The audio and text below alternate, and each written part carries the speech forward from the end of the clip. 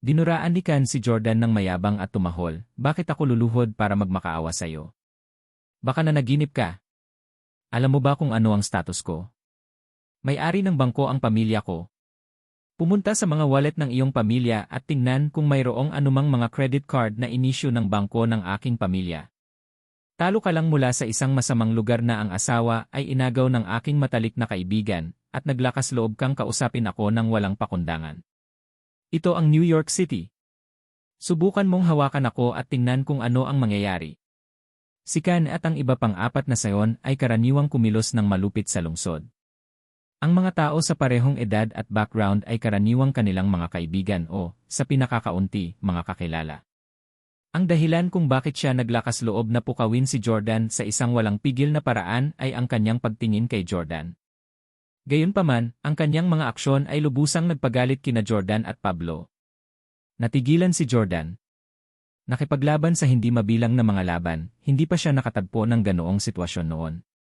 Kung gumamit si Kan ng punyal o ibang sandata para salakayin si Jordan, tiyak na masupil agad siya ni Jordan.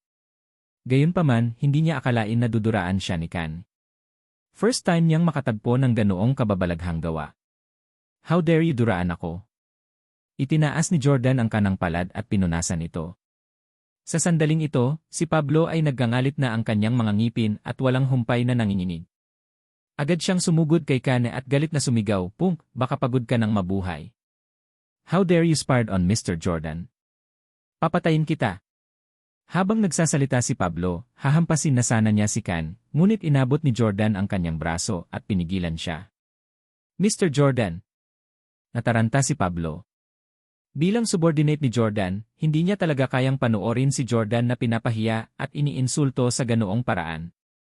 Agad na lumuhod si Pablo at napabulalas, "Mr. Jordan, payagan mo akong patayin itong punk na hindi nakakaalam. Kahit na hindi na ako makatuntong muli sa New York City at manghuli ng isang tao sa natitirang bahagi ng aking buhay, hindi ako tututol." Lalong natakot si Kan sa sinabi ni Pablo. Sa katunayan, sa sandaling tingnan niya si Pablo, alam niyang hindi mabuting tao si Pablo. Kung ikukumpara kay Jordan na gwapo at kasing edad niya, mas natakot si Kan kay Pablo. Alam ni Jordan na si Pablo ay nagpapakita ng kanyang katapatan, ngunit may ibang plano si Jordan. "Naglalaway ka sa akin?" Lumingon si Jordan kay Kan at nagtanong. Napatingin si Kan kay Pablo na may kaunting takot at nagtanong, "Duraan ko siya, sige. Ano ang gusto mong gawin?" "Mabuti." Nakapagtataka namang hindi kumibo si Jordan at sa halip ay kumuha ng tissue sa kanyang bulsa para punasan ang kanyang laway. Pagkatapos, sinabi niya kay Pablo na nakaluhod sa lupa. "Tawagan ang lahat ng iyong mga eksperto sa New York City upang pumunta dito." Lahat sila. "Mr. Jordan." Nataranta si Pablo dahil hindi niya alam kung ano ang binabalak ni Jordan. Kung nais ni Jordan na harapin si Kan, magagawa ito ni Jordan o ni Pablo ng mag-isa. Hindi niya kailangang hilingin sa isang tao na gawin ito. Biglang naalala ni Pablo ang ilan sa mga eksenang nabasa niya sa mga nobela. Ang Diyos ng digmaan ay umuwi at nakita ang kanyang anak na babae na nananatili sa isang kulungan ng aso. Sa isang utos, 100,000 sundalo ang lumabas at nagtayo ng 100,000 kulungan ng aso. Kahit na ang balangkas ay medyo hangal, ito ay sapat na upang ipakita ang dominanteng kakayahan ng isang makapangyarihang figura. Naunawaan ni Pablo ang gagawin ni Jordan. Agad na tumayo si Pablo at tinawag ang kanyang nasasakupan. Nang makitang duwag na tumawag si Jordan para sa suporta sa halip na saktan siya, kahit na niluraan siya, mas nakahinga si Kan. Umiti si Kan kay Nate at sinabing, "Ha, Nate, tumawag ang batang ito para tulungan siya. Mayroon din kaming mga tao sa aming panig sa New York City." Tumawa sina Nate at Kan. "Ito ang ating teritoryo.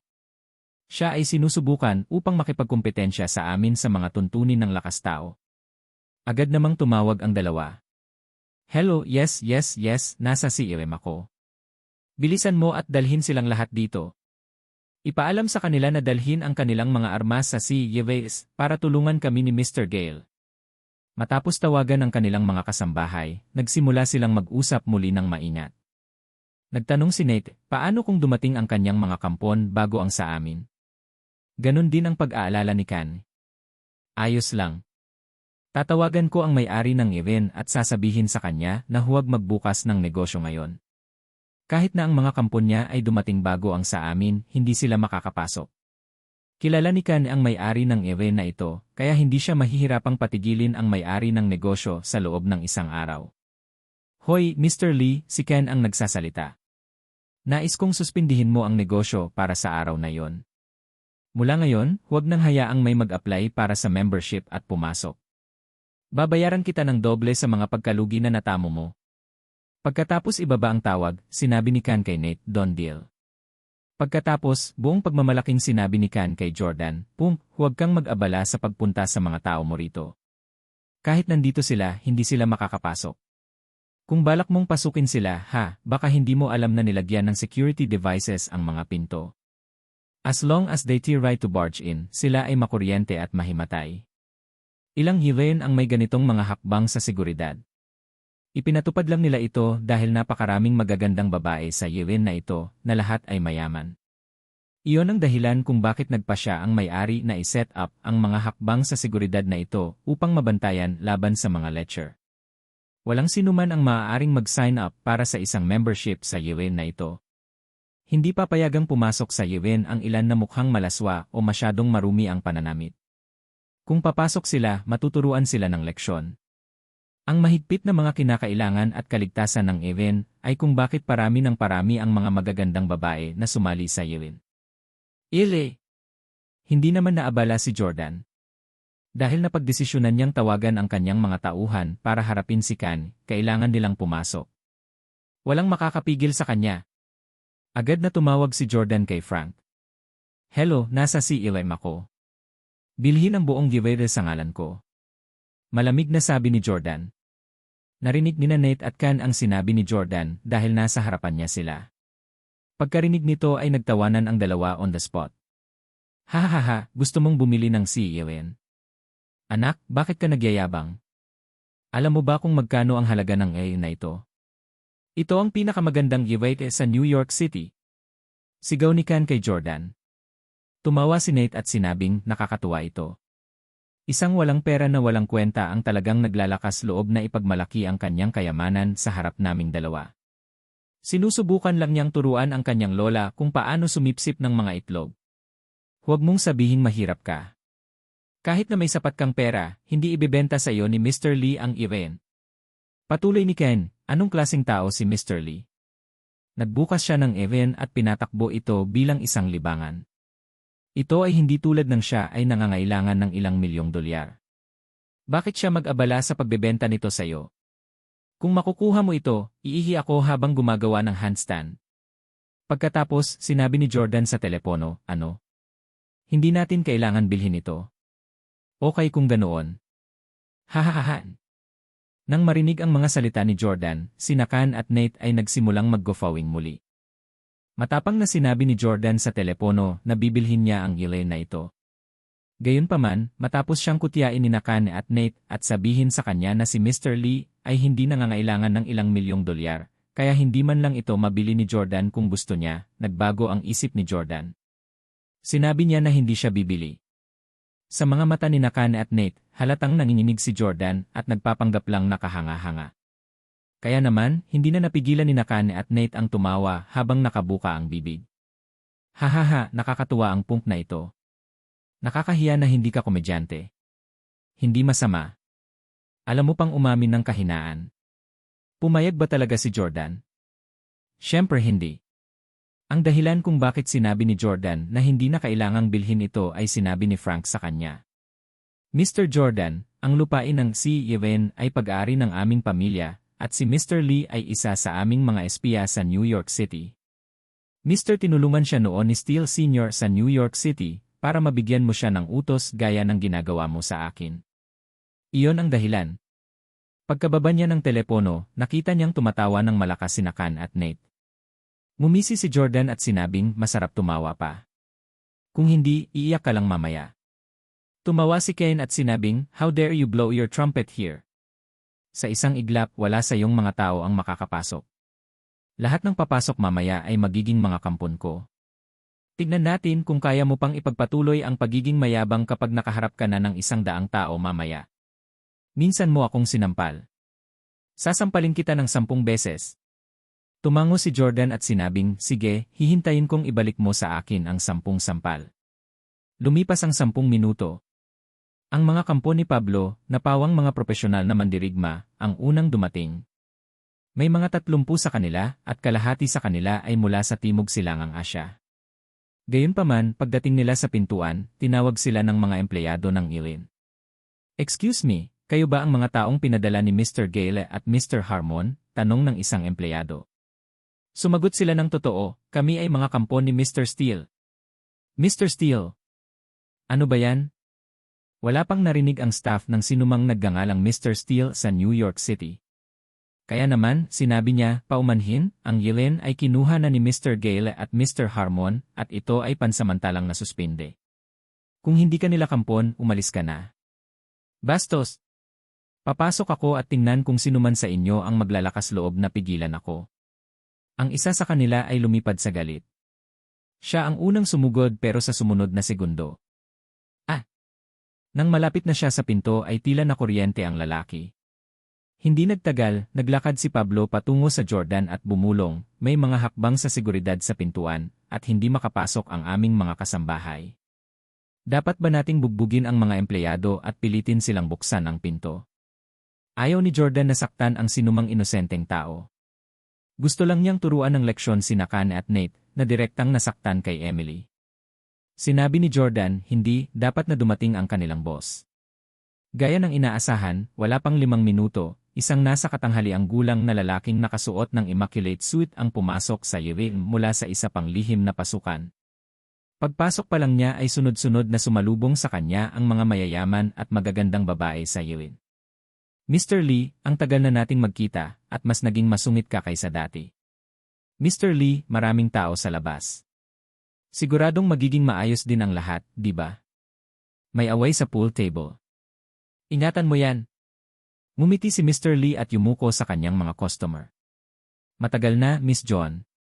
Huwag kang mag-alala, Bella, magiging maayos din ang lahat. Ako na ang bahala dito. Ituloy niyo ang inyong pag-ehersisyo. Hindi ka maaabala. Pagkaraang sumagot ng nakangiti si Mr. Lee sa kanyang mga customer, ang kanyang mukha ay naging labis na nagtatampo. Nakatingin kay Mr. Lee na galit na sumusugod sa kanila, tinapik ni Kan si Nate at sinabing, tingnan mo, mukhang agresibo talaga si Mr. Lee. Natawa si Nate at sinabing, sigurado yan. Alam ng lahat na siya ang may pinakamaraming magagandang babaeng kliyente, at karamihan sa mga bebes dito ay mga celebrity. Gayunpaman, may nangahas na magdulot ng kaguluhan dito sa kanyang ilete, dapat may death wish ang taong iyon. Tila tuturuan ni Mr. Lee ng leksyon ang punkt na ito nang wala kaming interbensyon. Lumapit si Mr. Lee, at agad na lumapit si Kan at Nate para batiin siya. Mr. Lee! Mr. Lee! Ang dalawang mayayamang siyon ay bihirang differential sa iba.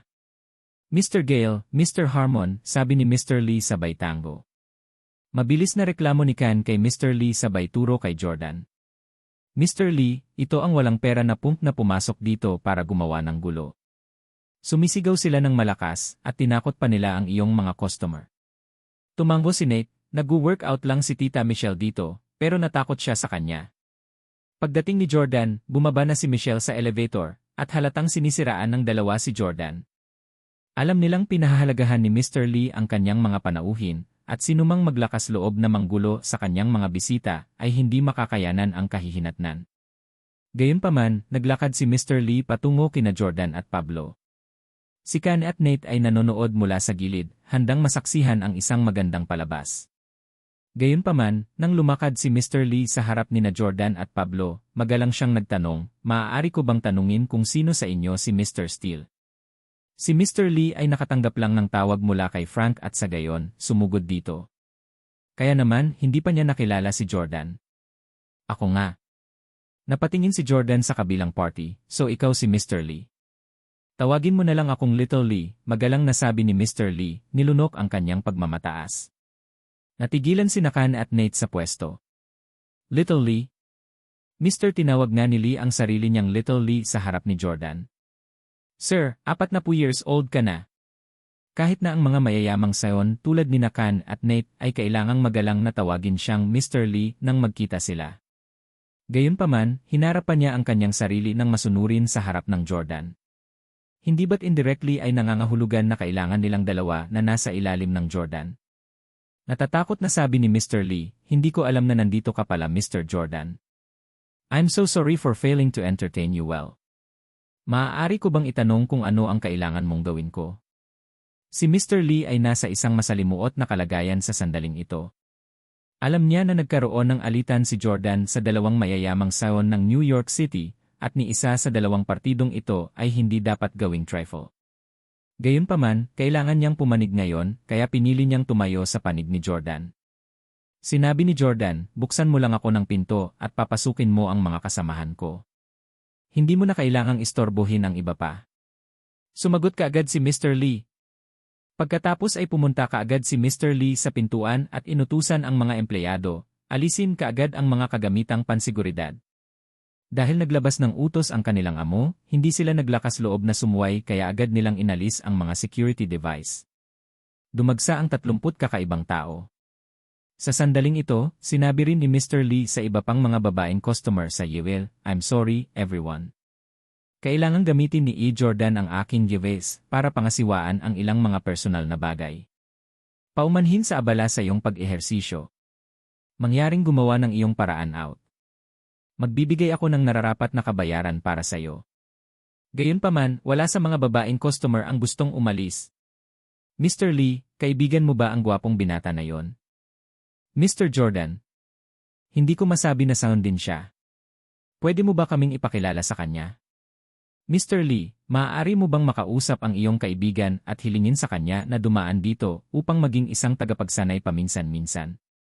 Gusto ko siyang kunin para maging personal trainer ko. Natigilan si Mr. Lee.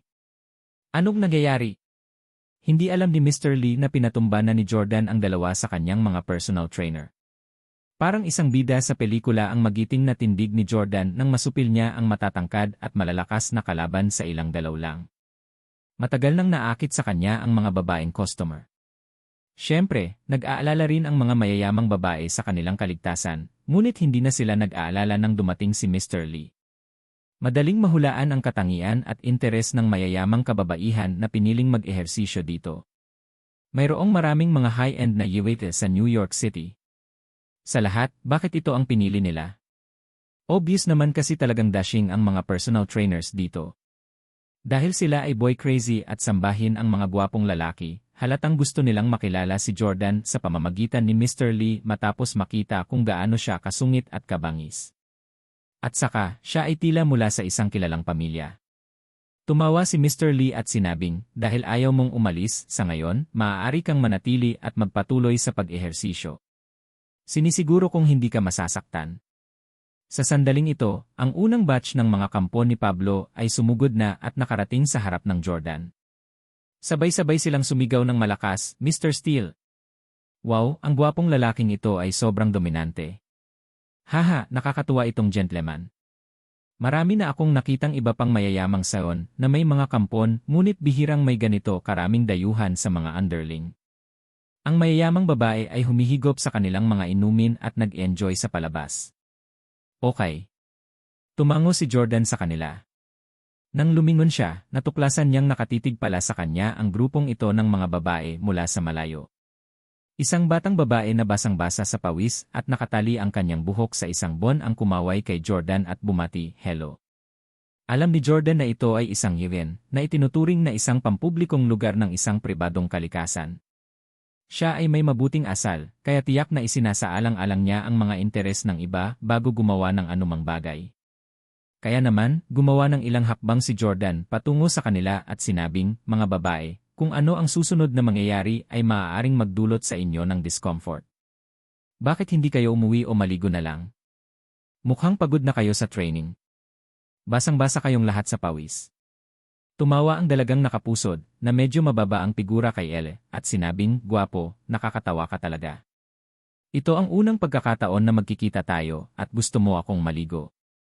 Haha, parang ako ang pinakamaganda kapag pinagpapawisan ako, di ba? Ang babaeng nakapusod ay talagang verbally flirted with Jordan sa kanilang unang pagkikita. Hindi lang siya. Mayroon ding isang babae na ang edad ay nasa 35 taong gulang na tumitingin kay Jordan na parang biktima niya. Honk, bigyan kita ng payo. Bakit hindi mo ito makalimutan? Kung aawain mo siya, mapupunta ka rin sa gulo. Ang isang maliit na kompromiso ay napupunta sa isang mahabang paraan. I want you to be my personal trainer, sabi ng isa pang ginang na napanatili ang kanyang kabataang anyo at hindi mukhang edad. Tinignan ni Jordan ang ilang madaldal na babae at naisip, sa wakas ay alam ko na kung bakit pumunta rito sina Kan at Nate para mag-ehersisyo sa lahat ng oras. Kalimutan mo na dahil hindi sila natatakot, hahayaan natin silang manood. Naglakad ulit si Jordan. Bagamat medyo malayo pa siya, si Kan ay nagsimulang umatras ng walang tigil. Jordan Steele, ano ang sinusubukan mong gawin? Naglakad si Jordan sa orihinal na posisyon at huminto. He chuckled and said, hindi mo kailangang kabahan. Hindi pa nandito lahat ng lalaki ko para makapagpatuloy ka sa pagre-relax sandali. Ang paghihiganti ni Jordan ay hindi magsisimula hanggang ang lahat ay naroroon. Hindi nagtagal, isa pang 20 minuto ang lumipas. Kakaiba, bakit hindi pa dumarating ang mga kampon natin? Natatarantang tanong ni Kan kay Nate. Nagtaka rin si Nate, hindi naman dapat. Malapit lang daw sila kanina. Dapat maabot nila sa loob ng 10 minuto. Tatawag ako at tatanungin ko sila tungkol dito. Hindi mo kailangan. Biglang sinabi ni Pablo, ang iyong mga kampon ay nakipagkita na sa akin nang magkita sila sa ibaba. Anong ibig mong sabihin? Si Kan at Nate ay hindi nangahas na maniwala na ito ay totoo. Hindi ba sila nakarating sa entrance ng Iwain? Sa sandaling ito, agresibong dumating ang isa pang batch ng mga tao. Mayroong mga 70 kakaiba sa kanila. Mabilis silang pumasok, marami sa kanila ang nabahira ng dugo na ikinatakot ng lahat ng mayayamang babae at tagapagmana. Ang 70 kakaibang tao na nakatayo sa harap ng Jordan ay sabay-sabay na bumati, Mr. Jordan. Tiningnan sila ni Jordan at binilang ang bilang ng mga tao, ngunit nalaman na mayroong higit sa 100 tao. Lahat sila ay mga subordinates ni Pablo sa New York City. Well, nandito na lahat. Magsimula na tayo. Biglang naglakad si Jordan papunta kay Kan. Patuloy na umuurong si Kan hanggang sa marating niya ang pool at table tennis table, kung saan wala nang puwang para umatras. Nakasandal sa dingding, napalunok ng laway si Kan nang may kaba at nagsalita sa nanginginig na boses. Kayong mga lalaki, huwag kayong magulo. Malapit nang dumating ang mga tauhan ko. Nakatawag na kami ni Nate ng hindi bababa sa 200 katao. Lahat kayo dito ay nagdaragdag ng hanggang 100. Hindi kami papatayin mo. Nakangiting sabi ng isa sa mga kampon ni Pablo na pumasok, kaya kong pabagsakin ang grupo ng mga talunan na tinawag niyo na may tig-isang suntok. Bawat isa sa atin dito ay kayang talunin ng tig-10 tao. Ano ang kakaiba sa 70-odd na tao na pumalo sa 200-odd na tao? Kasama ang mahigit 100 underlings, nagpatuloy si Jordan sa paglalakad patungo kay Kan. Kinakabahang sinabi ni Kan, Jordan Steele, huwag kang sumubok ng anumang nakakatawa. Maraming customer dito. Kapag sinaktan mo ako, makukulong ka rin. Tumawa si Jordan. Kan Gale, kung gusto kitang suntukin, ngayon ko lang ginawa. Rest assured, hindi kita papatulan ngayon. Di ba ngayon mo lang dinuraan ang mukha ko? Ako ay isang patas na tao. Dahil dinuraan mo ako, luluraan ka rin ng bawat isa sa atin. Pagkatapos sabihin yon, sinabi niya sa mga kasambahay, get move. Matagal nang naintindihan ni Pablo. Itinuro niya, duraan mo ang mukha ng lalaking ito. Tandaan mo, dapat mong duraan ang mukha niya. Sa utos mula sa Jordan at Pablo, ang daang mga profesional na mandirigma sa Timog Silangang Asya ay umaksyon kay Kan. Spit! Spit! Spit! Spit! Si Kan ay binomba ng mga subo ng laway. Hindi. Tulong. Damn it, malagkit na uhog.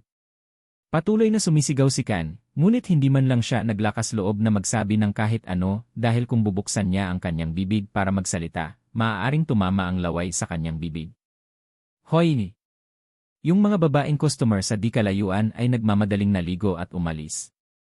Ang eksena ay talagang magdudulot ng ilang discomfort sa mga babaeng ito na labis na nagmamalasakit sa kanilang hitsura. Nilalawayan mo ako, ha? Ngumisi si Jordan at tumingin kay Kan. Wala ka pang nalalaman. Sa sandaling ito, habang ang mabuting kaibigan ni Kan, si Nate, ay naglalakad patungo sa Jordan at malumanay na sinabi, "Buddy, si Kan ay anak ng isang bangkero.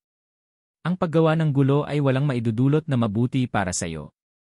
Kalimutan mo na ito, pag-usapan natin ang lahat ng mahinahon habang kumakain. Ito ay sa akin. Magkaibigan tayo, okay? Buddy?" Talagang saon siya na nasanay na sa pagiging mayabang. Halos hindi mailigtas ng lalaking ito ang kanyang sarili, at nagsusumamo pa rin siya para sa kanyang kaibigan. Sa tingin mo baligtas ka na? Tumingin si Jordan kay Nate at nagtanong, "Narinig kong hinawakan mo ang kamay ni Emily. Totoo ba yun?" Tinignan ni Nate ang tila maamo, ngunit mabangis na titig sa mga mata ni Jordan at natatakot na sinabi, "Hindi. Hindi. Nanood lang kami ng scene ng magkasama at magkaibigan kami. Wala talaga akong ibang iniisip tungkol sa kanya." Halatang hindi maniniwala sa kanya si Jordan, kahit na nagpapanggap siya na mabait na lalaki ngayon. Dahil pandak talaga si Nate, inakbayan siya ni Jordan at nagpatuloy sa paglalakad patungo sa strength training equipment. "Oh, nanood ka lang ng movie kasama siya, ha? Anong pelikula yon?" Hindi alam ni Nate kung ano ang gustong gawin ni Jordan, kaya sumabay lang siya sa kanya at sumagot, Godzilla." Patuloy na nagtanong si Jordan, "Gaano katagal ang pelikula?" Kinakabahang sagot ni Nate, 2 hours. Unti-unting narating ng dalawa ang strength training equipment area at huminto. Kasunod nito, kumuha si Jordan ng isa 0 IV na dumbbell mula sa weights rack sa equipment area at ibinigay kay Nate. Itaas ito sa loob ng 2 oras. Ano? 2 oras? Nataranta si Nate. Seryosong sabi ni Jordan, "Kung titigil ka, ipapadala kita para samahan ang matalik mong kaibigan." Alam ni Jordan na paimbabaw na niloko ni Nate si Emily para hawakan niya ang kamay nito. Kung ganoon, maghihiganti si Jordan sa kanyang kamay at hindi hawakan ang ibang bahagi ng kanyang katawan. "Sir! Walang kwenta na tawagin ako ng ganyan.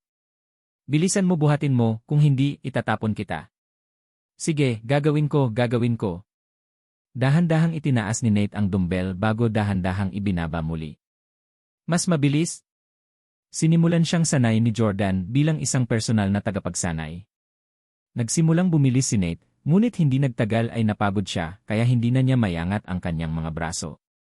Gayunpaman, hindi siya nangahas na ibaba ang dumbbell dahil sa takot na kapag ginawa niya, ihagis siya ni Jordan sa kinaroroonan ni Kan at hayaan siyang malunod sa laway. Gayunpaman, hindi na nakatagal si Nate pagkatapos ng 10 minuto at ibinagsak niya ang dumbbell sa lupa. Nang walang ibang salita, agad na sinunggaban siya ni Jordan upang dalhin siya sa kabilang panig. Agad namang napaiyak si Nate. "Jordan, pakiusap, huwag gawin yon, pasensya na. Hindi ko dapat ginagalit si Emily. Lahat ng ito ay dahil sa bastos na si Kan Gale. Hindi niya makuha ang puso niya kaya pinagawa niya ako. Inosente ako." Malamig na yumuko si Jordan at nagalit, "Ngayon sinisisi mo ang kapatid mo. Bakit mo nagawang ligawan siya ni Kaden Huxley kung ikaw mismo ang hindi mo nagawa? Isa kang grupo ng mga walang kwenta." Habang pinag-iisipan ito ni Jordan, mas lalo siyang nagalit at sinipa niya ng malakas si Nate. Halos hindi na makahinga si Nate at walang humpay ang pag-ubo. I'm sorry." Di nagtagal, ang daang taong iyon ay tumigil sa pagdura, at si Pablo ay lumapit upang magulat sa Jordan. "Gusto mo bang hilahin ko ang punk na yon?" tanong ni Pablo. Napatingin si Jordan kay Kan mula sa malayo, puno ng laway ang mukha at katawan. Mukha siyang sobrang nakakadiri. "Dalhin mo siya sa loob para maligo, pagkatapos ay hilahin siya palabas," utos ni Jordan. Pinaligo ng mga nasasakupan ni Pablo si Kan, at nang lumabas siyang presko at malinis, lumuhod siya sa harap ni Jordan kasama si Nate. "I'm sorry, Mr. Jordan, hindi na kami mangangahas na ulitin pa. Mangyaring iligtas kami. Nagkamali ako, Mr. Jordan. Ikaw ay mapagbigay at mapagbigay. Mangyaring huwag yumuko sa aming antas." Ang dalawang hindi kapanipaniwalang mayayamang seon ng New York City ay natakot na matapos pahirapan ni Jordan. Dahil hindi si Jordan ang tipong nagtutulak sa iba sa isang kanto, tinanong niya ang dalawa, "Laruin ba ninyo itong boring na laro kung saan ipapadala ninyo ang isa sa inyo para palitan ang nabigong makuha ang babae?" Nagmamadaling sinabi ni Ken, "We won't dare to do it again. Hindi na ako mangangahas na manligaw muli ng babae sa buhay ko. Sinabi rin ni Nate, sa katunayan, mula nang mabugbog ako dahil sa panliligaw sa isang babae, matagal ko nang gustong tumigil sa paglalaro ng larong ito. Bubuwagin natin ang ating grupo at hindi na ulit ang mga ganoong bagay. Nagdududa pa rin si Jordan matapos marinig ang kanyang mga sinabi. Natamaan ka pagkatapos mong ligawan ng isang babae. Si Emily ba ang babaeng yon? Sino ang nakabangga sa'yo? Nagmamadaling umiling si Nate at sumagot, hindi, ito ay isang may-ari ng isang calf na talagang maganda. Bagamat isa na siyang ina, napabuntong hininga siya nang masulyapan ko siya. Gayunpaman, nang sinubukan kong habulin siya, kahit papaano ay nabugbog ako sa isang pulpol. Si Kana ay binugbog din ng kanyang ama. Biglang naging grabe si Jordan. Yung may-ari ba ng calf na may anak na babae, ang babaeng napagkamalan ko noon na manliligaw ni Jemmy? Bigla niyang naalala na palihim na kinuna ni Arnold ng litrato ang personal locker ni Kaiden at ng iba pa. Sa isang larawan ng babae, sinabi ni Kan, malakas na background, huwag pukawin. Masyadong curious si Jordan sa lover ng kanyang kapatid kaya tinanong niya si Kan, sinaktan ka ng papa mo? Bakit? Tumango si Kan.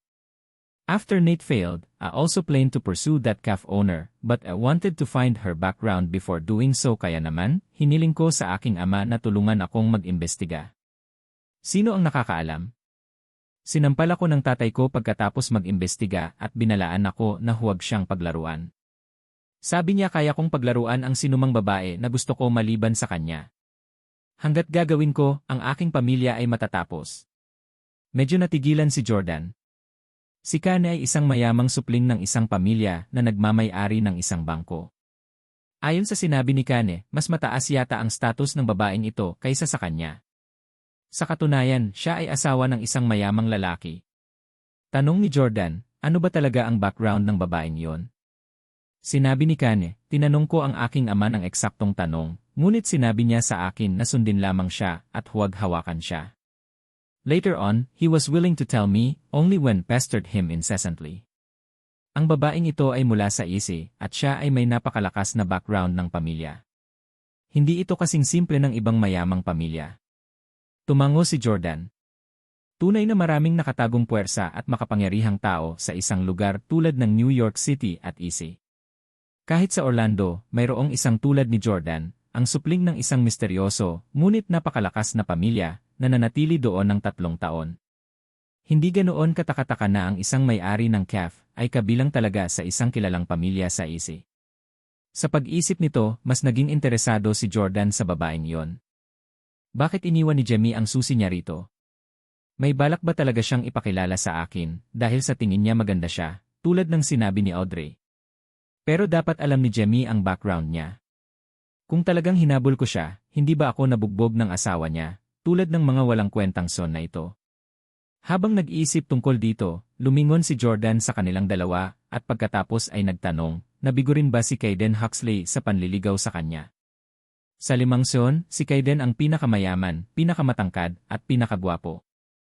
Nakuha pa niya ang puso ni Hailey, kaya sa pangkalahatan, kakaunti ang mga babae na hindi niya kinaya.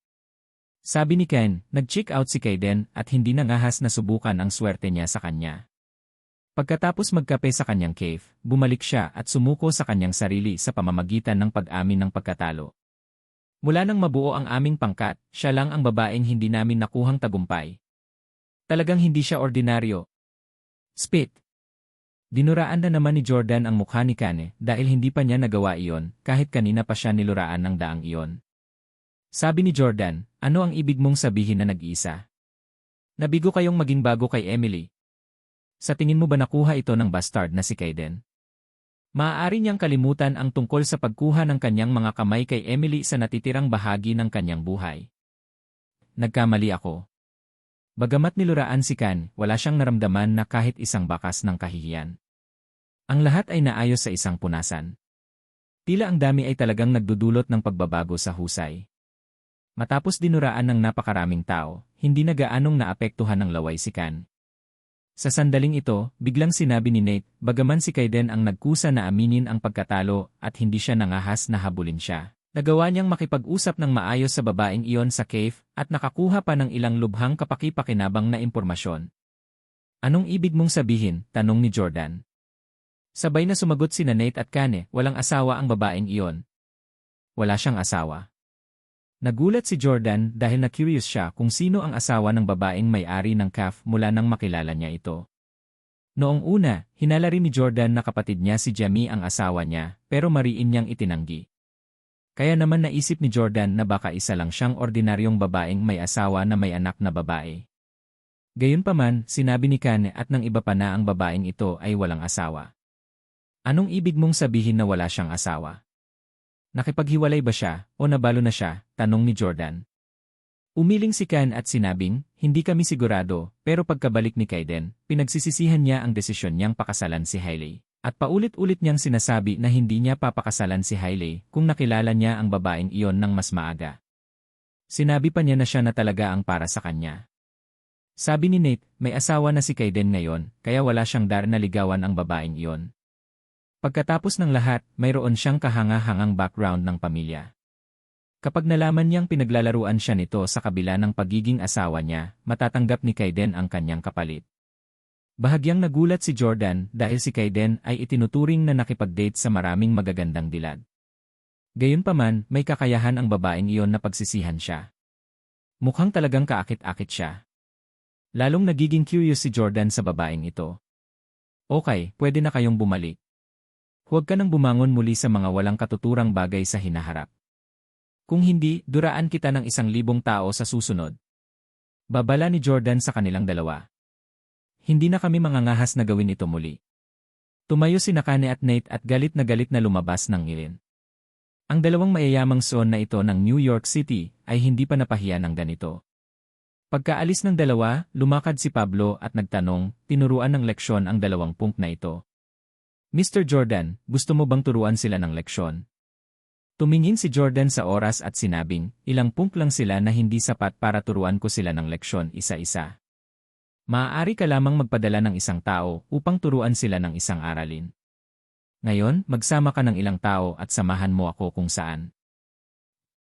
Magalang nasagot ni Pablo. Nakipag-chat si Jordan kay Mr. Lee saglit at binigyan ni Mr. Lee si Jordan ng panghabang buhay na Diamond Tier E membership card na magbibigay daan sa kanya na pumunta rito at gumastos hanggat gusto niya. Pagkatapos maglakad palabas ng ilen, sumakay si Jordan sa isang kotse at pumunta sa CAF Nostalgia sa suburb ng New York City. Gustong makita muli ni Jordan ang babaeng ito. Noong huling nakilala niya ito, akala niya ay dalisay at kaibig-ibig ito, ngunit pagkatapos malaman na anak siya ng isang napakayamang pamilya, naramdaman niyang kakaiba ito. Paano magbubukas ang isang mayamang babae sa kanyang katayuan ng isang maliit na cave sa mga suburb? Naisip ni Jordan na hindi magiging issue para sa kanya na magrenta ng pinakamahal na shopfront sa New York City at mag-set up ng 100 tindahan. Puno ng pagdududa at pag-uusisa, itinulak ni Jordan ang pinto para makapasok. Mag-isang pumasok si Jordan sa cave habang nagbabantay sa labas si Pablo at ang iba pang mga kasamahan. Singsing na singsing. Ang Japanese Edo wind chime na nakasabit sa pinto ay muling nagpaalala sa babae sa pagdating ng isang customer. Wala pa ring customer sa CAF, tanging ang babae at ang kanyang anak na babae. Yung unang pagpunta ko dito, walang customer. Pangalawang beses ko pa lang dito, wala na rin customer. This time, wala pa ring customer. Noon lang napagtanto ni Jordan na hindi ito nagkataon. Kahit na ito ay nasa suburb, ang mga kape dito ay sobrang mahal. Nagkakahalaga sila ng $20 sa isang tasa. Gayunpaman, ang kagandahan ng babae ay sapat na upang makaakit ng maraming mga customer. Sa pag-iisip tungkol sa sinabi ni Nate kanina tungkol sa pambubugbog, napagtanto ni Jordan na tiyak na may pumoprotekta sa babaeng ito at sa kanyang anak sa paligid. Kung ang isang tao ay magkakaroon ng mahalay na pag-isip at sinubukang habulin o guluhin siya, ang taong iyon ay mabubugbog hanggang sa sandaling umalis siya. Kaya rin pinabantayan ni Jordan si Pablo sa labas para malaman kung may bodyguard. Maligayang pagdating. Ngumiti ang babae. Sa pagkakataong ito, nakasuot siya ng high-waisted bustier na damit, nalantad pa rin ang kanyang mahaba at patas na mga binti. Malapit na ngayong Nobyembre at malamig na sa New York City. Nakangiting sabi ni Jordan, "Hi, eto na naman ako. Ang liit ng suot mo. Tila nakita ko ang iyong napakahusay na figura sa lahat ng 3 beses na narito ako." Habang nagsasalita si Jordan, itinuro niya ang mahaba at tuwid na mga binti nito.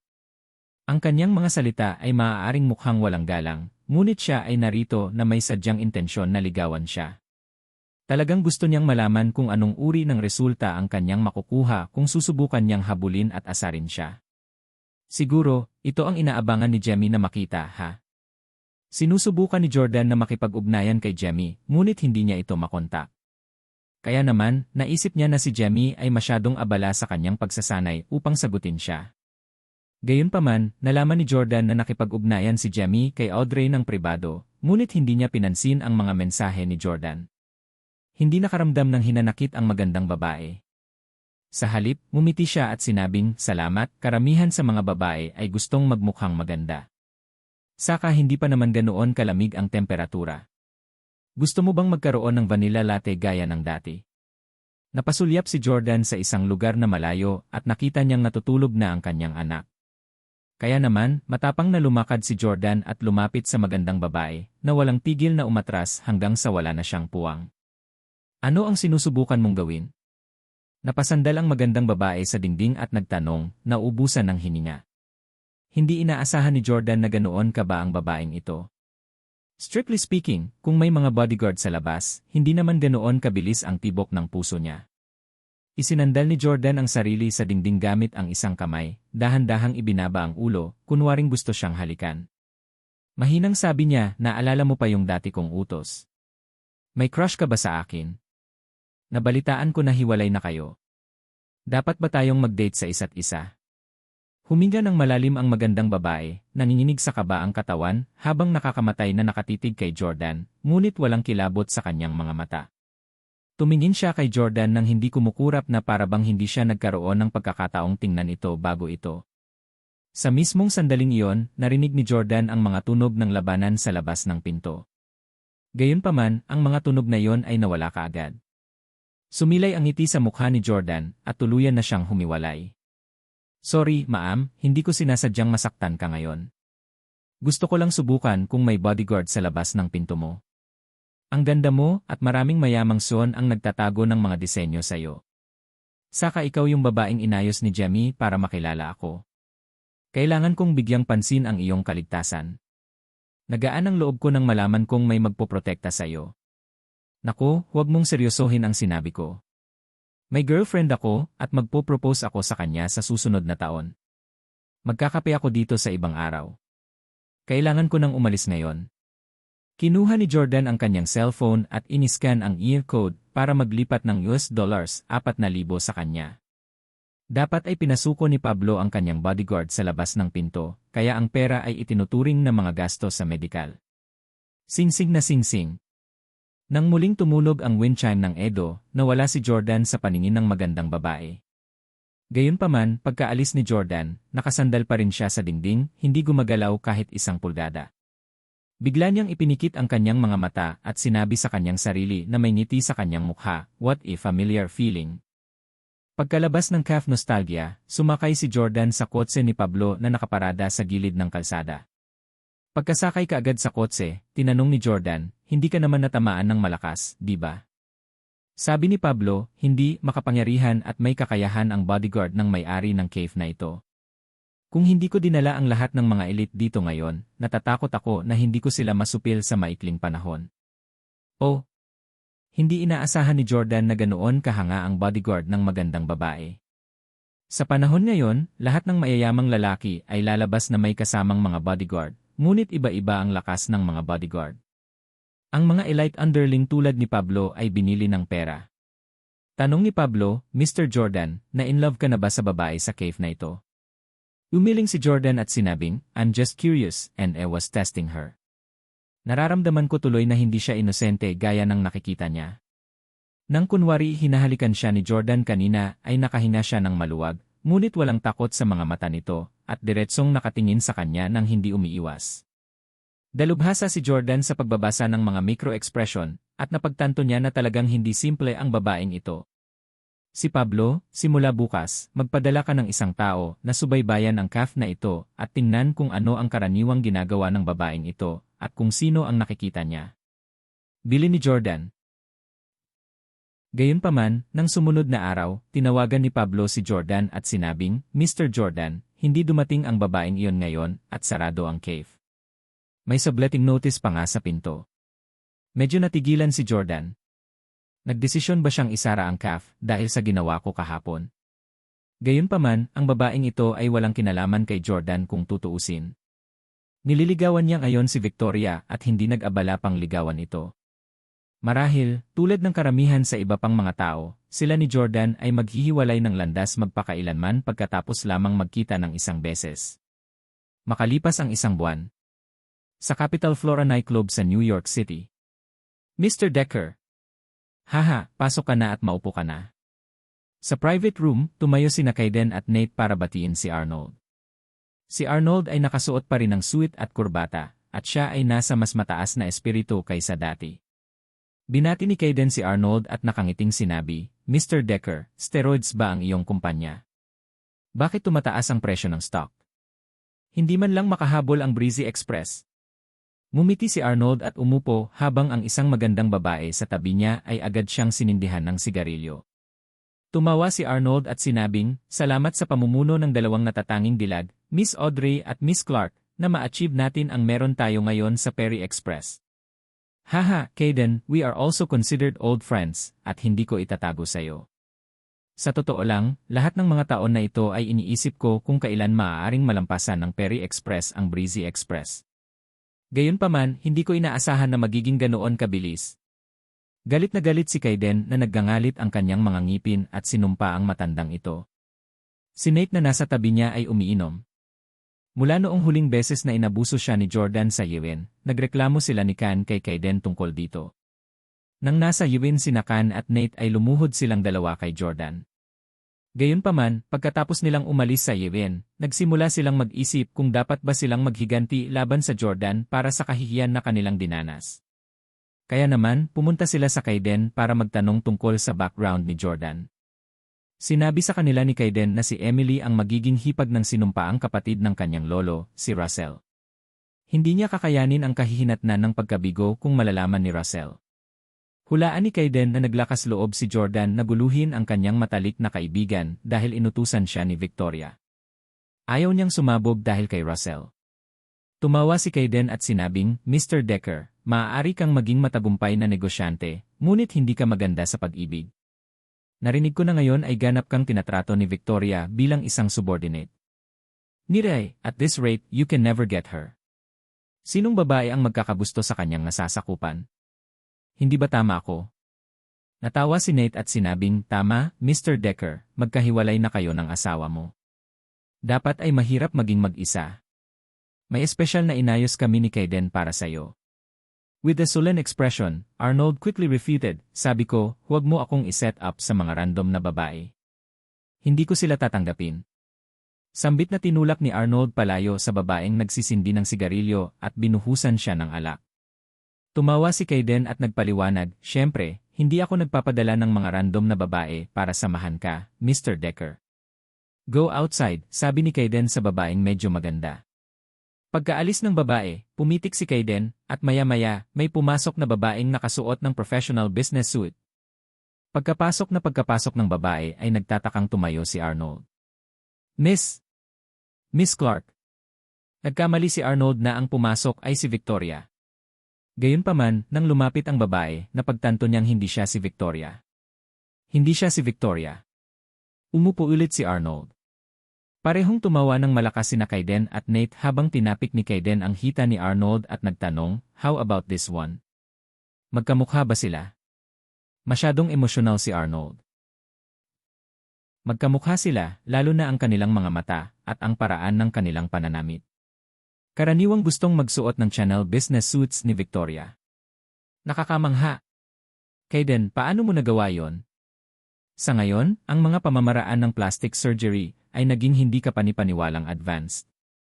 Naisip niya na kahit si Jordan, ang boyfriend ni Victoria, ay mapagkakamalang Victoria ang babaeng ito. Masyadong kapansin-pansin ang pagkakahawig. Alam ni Kaiden na pinagnanasaan ni Arnold si Victoria, at sabik siyang kaladkarin si Arnold pababa. Kaya nagpa-plastic surgery siya. Ang babaeng kahawig ni Victoria ay nagmamadaling umupo sa tabi ni Arnold at magalang na binuhusan siya ng isang baso ng alak. Mr. Decker, uminom ka. Oh. Mabuti. Ngumiti si Arnold at kinuha ang baso. Tapos, sabi ng babae, Mr. Siguradong pagod si Decker sa buong araw na pagtatrabaho, di ba? Hayaan mo akong magpamasahe sa balikat mo. Bagamat nagsasalin ng alak ang babae at nagpapamasahe kay Arnold, unti-unting napalitan ng tuwa ang ekspresyon ng mukha ni Arnold. Masasabi ni Kaiden ang iniisip ni Arnold. Ano ang problema, Mr. Decker? Umiling si Arnold at sinabing, unfortunately, she only looks like her. Iba talaga ang ugali niya. Hindi siya kumikilos tulad ng boss. Alam ng lahat na si Victoria ay isang aloof president ng kumpanya na ngayon ay superior ni Arnold. Walang paraan na makausap niya si Arnold ng magalang. Sinampal ni Kaiden sa mukha ang babaeng kahawig ni Victoria, pero hindi naman masyadong malakas dahil natatakot siya na baka masira ang bagong gawa nitong ilong. Galit na sinabi ni Kaiden, lumabas ka at gawin mo itong muli. Tinakpan ng babae ang mukha at masunuring lumabas ng private room. Makalipas ang kalahating oras. Itinulak muli ng babae ang pinto ng silid, ngunit sa pagkakataong ito, hindi na siya kasing differential kanina at sa halip ay mas malayo. Ang babae ay hindi umupo sa tabi ni Arnold, ngunit kaswal na nakahanap ng upuan at naupo ng naka-cross-legged sa isang dominanteng paraan. Kaiden, halika at buhusan mo ako ng isang baso ng alak. Inutusan ng babae si Kaiden. Masunuring kinuha ni Kaiden ang bote at naglakad. Victoria, ang ganda mo ngayon. Anong materyal ang gawa sa iyong damit? Tingnan ko. Hindi nasiyahan ang babae, outrageous. Ang iyong ama at ako ay itinuturing na pareho ng katayuan. How dare you speak this disrespectfully? Sa sandaling ito, unti-unting hindi napigilan ang ngiti sa mukha ni Arnold, at masayang napabulalas, ito ang pakiramdam. Ganito pala ang pakiramdam. Si Victoria ito. Ito ang Miss Clark na iniisip kong abot. Victoria, nandito na ako. Parang leon ang mga mata ni Arnold habang nakatitig sa babaeng kamukha ni Victoria. Si Arnold ay may dalang tanglaw para kay Victoria at gustong makuha ang kanyang puso ng higit pa sa isang araw o dalawa. Sa katunayan, ito ay higit sa ilang taon din. Mula nang makilala niya siya sa Canada at iniligtas niya nang makatagpo siya ng halos nakamamatay na pag-atake ng hika, napagpasyahan niya na si Victoria ay isa pang malapit na katiwala na mayroon siya sa natitirang bahagi ng kanyang buhay. Gayunpaman, hindi kailanman mapagtagumpayan ni Arnold ang kanyang puso sa nakalipas na ilang taon anuman ang kanyang ginawa. Bukod dito, dahil si Victoria ay naging presidente ng Perry Express at superior ni Arnold, mas maliit ang pagkakataon niya. Gayunpaman, binigyan na ngayon ni Kaiden si Arnold ng pagkakataong matupad ang kanyang pangarap. Si Arnold ay umiinom ng alak at matagal na siyang tumigil sa pag-aalala kung ang babae ba ang tunay na Victoria. Sa kanyang edad, matagal na niyang naintindihan na ang mundo ay puno ng kasinungalingan. Lahat ng nangyari sa nakaraan ay walang iba kundi hungkag na alaala. Gayunpaman, lumukso si Arnold patungo sa impostor ni Victoria, ngunit puno ito ng pagtutol laban sa kanya. Mr. Decker, anong ginagawa mo? May boyfriend ako. Igalang mo ako. Parang hayop, nagtanong si Arnold, sino ang boyfriend mo? Siya ba ang hamak na manager ng training department, si Jordan Steele? Victoria ang sagot, boyfriend ko si Jordan Steele. Nang marinig ni Arnold ang pangalan ni Jordan, napanganga siya at sumigaw, yari. Ang freeloader na yon ay hindi karapat-dapat para sa'yo. Ikaw at ako ay tunay na para sa isa't isa. Pagkatapos niyang sabihin yon ay muli siyang hinarap niya. Smack! Sinampal ng babae si Arnold. Asawa! Sa gilid, hinampas ni Kaiden ang mesa, tinuro ang babae, at nagmura, you cheap wench, how dare you hit Mr. Decker? May death wish ka ba? Bubugbugin kita hanggang mamatay. Gayunpaman, nang sasampalin na siya ni Kaiden, ipinagtanggol ni Arnold ang babae at inabot niya ito upang pigilan si Kaiden. Hindi siya nagalit at, sa katunayan, medyo nagulat. Tama, ganito talaga si Victoria. Parami silang nagiging katulad. Hahaha. Kinikilig din si Kaiden. Personal niyang sinanay ang babaeng ito na matagal nang nakabisado ang paraan ng pagsasalita ni Victoria, ang kanyang ugali at ang kanyang ugali. Sinabi ni Kaiden, dahil ito ang kaso, bakit hindi mo ibalik si Miss Clark sa silid ng hotel at kayong dalawa ay maaaring maglaan ng oras upang mag-usap. Mr. Decker, nakapag-book na ako ng presidential suite sa Peninsula Hotel para sa'yo. Nagkusa si Arnold na uminom ng isa pang baso ng alak at sinabing, sige, tatanggapin ko itong regalo mula sa'yo, Kaiden. Mula ngayon, magkakabalikan na tayo dahil nasa iisang bangka tayo. Hindi sinasadyang natuklasan ni Arnold ang sikreto sa pagitan ni Kaiden at ng kanyang mga kaibigang mayamang seon. Kaya naman, alam niya na kung hindi siya makikipaglaro minsan, hindi sila magtitiwala sa kanya. Saka gusto niya talagang makipag-inmate sa impostor ni Victoria na nasa harapan niya. Nag-toast ulit si Kaiden kay Arnold, tapos sabay silang apat na lumabas ng private room. Ilang minuto pagkatapos nilang umalis, isang figura ang biglang pumasok sa pribadong silid ng tahimik, humakbang sa isang upuan, at kinuha ang isang napakaliit at hindi nakikitang kamera sa sulok ng pribadong silid. Ang tao ay si Tim. Nang makarating na sila sa parking lot ay nagpaalam na sila Kaiden, Nate at Arnold sa isa't isa. Mr. Decker, hindi kita iiwan. Magsaya kayo ni Miss Clark ngayong gabi. Narito ang ilang gamot kung sakaling kailanganin mo ito. Haha. Inabot ni Kaiden kay Arnold ang isang maliit na bag. Okay, keep in touch tayo. Naunang umalis sina Arnold at si Victoria. Pagkaalis nila, malamig na yumuko si Nate at sinabing, sa wakas, nadala na ang matandang Foji na ito, pero Kaiden, masyado kang gumastos ng pera at effort para pumili ng babae para sa kanya. Kailangan mong palitan ang kanyang A at ipadala siya para sa plastic surgery. Tumawa si Kaiden at sinabing, Nate, hindi mo naintindihan. Hindi ko siya sinusubukang kaladkarin pababa para gawin siyang isa sa atin.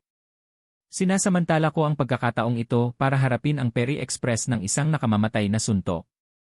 Tila malalim ang iniisip, tinanong ni Nate, ano ang ibig mong sabihin? Sabi ni Kaiden na may masasamang ngiti, bukas, makikita mo ang balitang natutulog sa isa't isa ang presidente at vice-presidente ng Perry Express, haha. 7:30 am. Jade Villa. Nagising na si Victoria at tapos nang maghilamos sa oras na ito. Nagpalit na rin siya ng Chanel business suit na madalas niyang suotin. Habang nagsasaboy siya ng pabango sa kanyang sarili sa harap ng salamin, bumangon si Jordan sa kama, niyakap siya mula sa likuran, at tinanong, Mahal, anong gusto mong almusal? Ihahanda ko ito para sa'yo. Masayang umiti si Victoria, tumingin kay Jordan sa salamin, at sinabing, bigla akong gustong magkaroon ng chicken nuggets. Gumawa ka ng chicken nuggets at ipapares natin sa gatas. Sige, ayusin ko na. Binitawan na ni Jordan si Victoria at akmang magluluto ng almusal. Ding dong. Ding dong. Sabay-sabay silang nakatanggap ng notification sa kanilang mga cellphone. Pareho silang nagtrabaho sa parehong kumpanya sa parehong industriya ngayon, at sa gayon, na-download nila ang parehong mga API sa kanilang mga cellphone, kaya hindi kakaiba para sa kanila na makatanggap ng abiso sa parehong oras. Kaya naman, kinuha ng dalawa ang kanilang cellphone at tiningnan kung ano ang notification. Notification yon mula sa Twitter tungkol sa tweet na pinost ng isang business account na pareho nilang sinusundan. Ang nilalaman naman ay labis na ikinagulat nilang dalawa. Ang presidente at deputy president ng Perry Express ay nagbabahagi ng isang marugdob na halik sa elevator ng hotel at pumasok sa isang silid ng hotel, magkahawak kamay. Tinapik nila ito para makitang larawan iyon nina Arnold at Victoria na marugdob na naghahalikan sa isa't isa sa elevator. May mga litrato din na papasok sila sa isang hotel room ng matalik, magkahawak kamay. Na-freeze on the spot si Jordan dahil sa anggulo at linaw ng litrato, tila si Victoria ang babae sa larawan. Ang babaeng nasa litrato ay nakasuot pa ng suit na suot ngayon ni Victoria. Ito ay eksaktong pareho. Bilang kasintahan ni Victoria, halatang galit si Jordan nang makita ang mga larawang iyon. Nakita din sila ni Victoria, at dali-dali niyang ibinaba ang kanyang cellphone at naglakad patungo sa Jordan. Paliwanag niya, Honey, I swear, I really didn't go to a hotel with Arnold Decker. Ang tao sa mga larawang iyon ay hindi ako.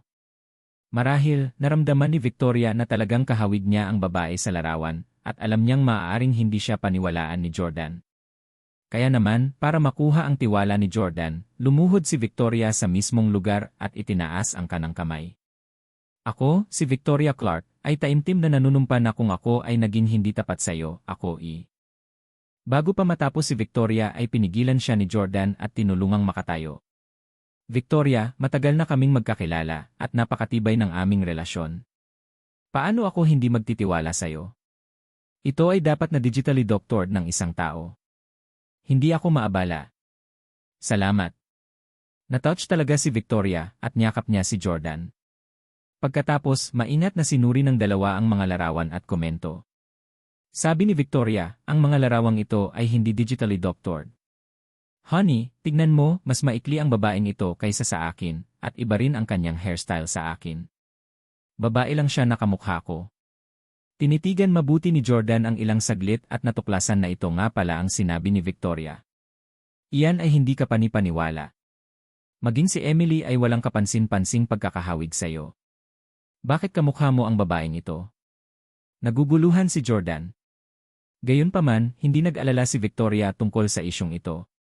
Tinignan niya ang mga komento at nalaman na alam ng lahat na si Arnold ay isang lalaking may asawa. Bilang vice-presidente ng Perry Express, ang pagkakasangkot ni Arnold sa naturang iskandalo ay magdudulot ng malaking dagok sa Perry Express na kasalukuyang tumataas. Ang presyo ng stock ng kumpanya ay malamang na bumagsak, malungkot na sabi ni Victoria, Honey, kailangan kong magmadali sa kumpanya para magsagawa ng board meeting para hindi na kita samahan mag-almusal. Mukhang nagmamadali si Victoria. Tumango si Jordan at sinabing, sige, mag-ingat ka. Sabay gising ni Hailey na nasa katabing villa at nakita ang laman ng trending topic sa Twitter. Wow, madamdaming naghalikan sina Victoria Clark at Arnold Decker sa elevator.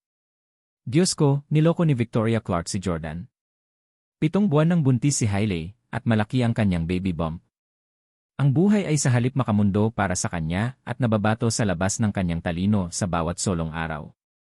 Ang ganoong tsismosa na balita ay eksaktong kailangan niya upang pasiglahin ang sarili. Gayunpaman, hindi niya inaasahan na makakatagpo siya ng anumang balita tungkol sa kanyang dating asawa. Tumingin siya sa labas ng bintana at nagkataon na nakita niya si Victoria na nagmamaneho palayo sa kanyang Porsche na mabilis na nag-zoom palayo sa isang hush. Hindi rin umuwi si Kaden kagabi kaya agad lumabas ng villa si Hailey para hanapin si Jordan sa katabing villa. Knock knock. Jordan. Binuksan ni Jordan ang pinto at nakita ang buntis na si Hailey. Bagamat mas mababa ang kanyang katawan kaysa dati, ang kanyang mukha ay walang kapintasan pa rin gaya ng dati. Siya ang pinakamagandang buntis na nakita ni Jordan. Bakit ka nandito? Tanong ni Jordan. Maingat na tanong ni Hailey, nag-away ba kayo ni Victoria? Hindi, sagot ni Jordan. In-unlock ni Hailey ang kanyang telepono at nagtanong, hindi mo ba nabasa ang balita? Sinulyapan ni Jordan ang screen ng telepono ni Hailey at sinabing, oh, we did. Kaagad itong nakita ni Hailey na medyo kakaiba. Nakita mo ang balita, ngunit kayong dalawa ay walang kahit isang tiff. Jordan, kailan ka pa naging mabait at hindi ka na magalit pagkatapos mong gawing kabit? Walang magawang sinabi ni Jordan, ang babae sa mga larawang iyon ay hindi si Victoria. Nagtatakang tanong ni Hailey, naniniwala ka ba sa kasinungalingan? Napakatanga mo. Ang mga larawang ito ay hindi digitally doctored.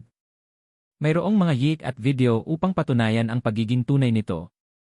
Niloko ka talaga ni Victoria. Hindi ka dapat magtiwala sa kanya. Too lazy to explain to her, Jordan said, okay, kahit nagawa niya, napatawad ko na siya, okay. Ano-ano? Natigilan si Hailey at nawalan ng masabi. Pagkaraan ng ilang sandali na pag-isipan ito, bigla niyang ibinato ang maliliit na kamao sa kanya. Baliw ka. Kung kaya mo siyang patawarin, bakit hindi mo ako mapapatawad noon? Buntis ng husto si Hailey, kaya pinili ni Jordan na huwag magalit sa kanya. Hinawakan lang niya ang kamay niya at pinakalma siya. Hailey, pwede bang huwag mo nang ibalik ang nakaraan natin? At malapit ka nang mag-labor, huwag kang magpa-physical palagi. Paano kung may mangyari na hindi maganda? Galit na galit si Hailey, kaya tinapakan niya ang paa niya at malamig na yumuko. Marunong ka pang magpakita ng concern sa baby ha? Hindi ka naman responsableng ama. Matagal nang hindi umuwi si Kaden, at hindi ka man lang pumunta para samahan kami ni baby sa maghapon. Walang magawang sinabi ni Jordan, kailangan kong magtrabaho sa araw. Yung girlfriend mo ang presidente ng kumpanya. Kahit hindi ka pumasok sa trabaho, hindi ka niya pwedeng tanggalin, di ba? Agad na sabi ni Hailey pagkatapos. Ayaw ituloy ni Jordan ang pakikipagtalo sa kanya. Sa halip, iniba niya ang usapan. Hailey, ang iyong baby bump ay mas malaki kaysa sa karamihan ng mga buntis na kababaihan sa kanilang ikapitong buwan ng pagbubuntis. May dala ka bang kambal? Dati, narinig ni Jordan kay Kaiden na may dalang kambal si Hailey, pero hindi niya narinig kay Hailey mismo. Bilang ama ng sanggol, si Jordan, syempre, gustong malaman kung siya ay nagdadala ng kambal. Halatang nagulat si Hailey, at nagtanong siya, "Are you hoping that I'm carrying twins?" "Yun hindi ko sasabihin sa'yo. Anyway, maglalabor na ako sa loob ng ilang buwan. Maaari kang pumunta sa ospital upang tingnan ang iyong sarili sa oras na yon."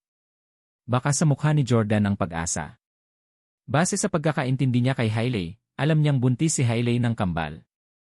"Okay, pupunta talaga ako sa ospital para bisitahin ka," sabi ni Jordan.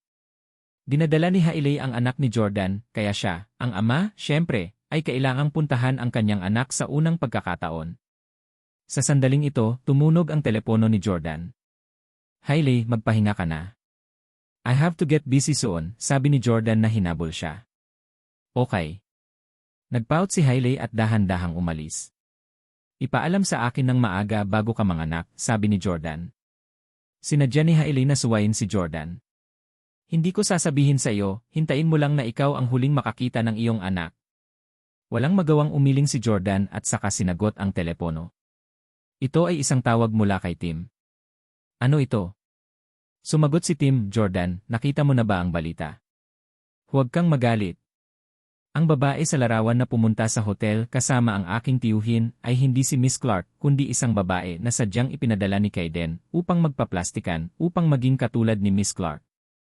Siya ay nawala sa ilalim ng kutsilyo." "Paano mo nalaman ang tungkol dito?" tanong ni Jordan. Tumawa si Tim at sinabing, "Gustong gamitin ni Kaiden ang trick na ito para harapin ang tito ko, ikaw, at si Perry Express, pero may video ako kung paano niya ginagamit ang babaeng ito para akitin ang tiyuhin ko. Jordan, hanggat ipopost natin ang video na ito, matatapos na ito para sa Breezy Express." Sabi ni Jordan, "Magaling. Ano ang gusto mo para sa iyong kabayaran?" Sabi ni Tim, "Gusto ko lang makatrabaho ka sa tabi mo. Kapag aabuso mo na naman itong mga mayayamang siyon, ibilang mo ako. Dumuraan ko sila o ano, hahaha, just hate how they blow their trumpet and act impressive." Tumawa si Jordan at sinabing, "Pumunta ka kay Pablo at maging mga kampon niya."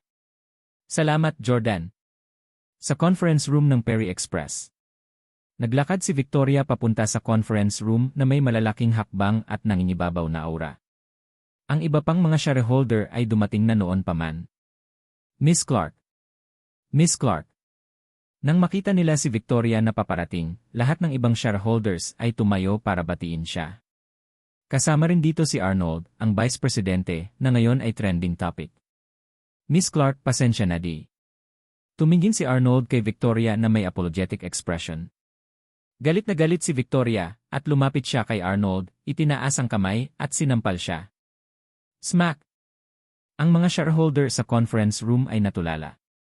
Unggol ni Victoria, "Arnold Decker, ikaw ang Deputy President ng Presidente, pero ginawa mo talaga ang ganyan. Alam mo ba kung gaano kalaki ang pinsalang maidudulot ng iyong mga aksyon sa kumpanya? Alam mo ba kung gaano ka napahiya sa boyfriend ko?" Sa kabila ng pananampal sa publiko, hindi naglakas loob si Arnold na magalit. "Paumanhin, Miss Clark, ipapaliwanag ko ng malinaw sa publiko na ang babaeng nakasama ko ay isa lang na nagpaplastikan para kamukha mo." Smack! Muli siyang sinampal ni Victoria, dahilan para mapasinghap ang lahat ng mga pangunahing shareholder.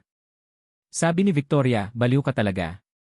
I order to satisfy your own desires, you even got other women to look like me."